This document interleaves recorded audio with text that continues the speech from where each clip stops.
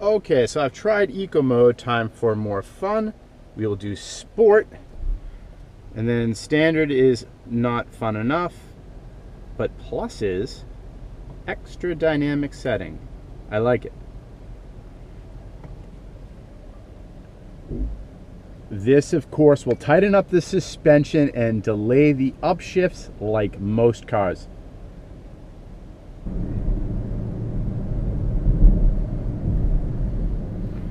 So the X7 is the largest SUV in BMW's lineup.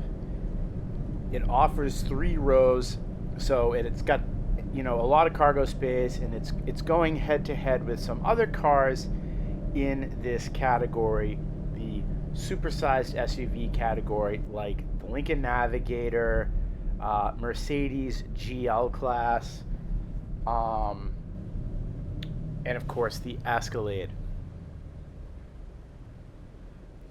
This does have the iDrive infotainment system, which has a large touchscreen display, gesture controls, and voice recognition. I don't really use voice recognition in cars, but it does offer advanced driver assistant features like adaptive cruise control and lane keeping assist.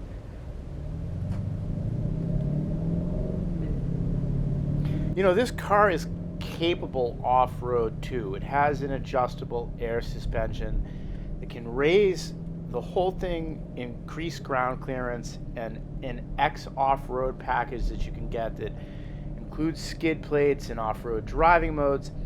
This particular one that I'm driving isn't equipped with that.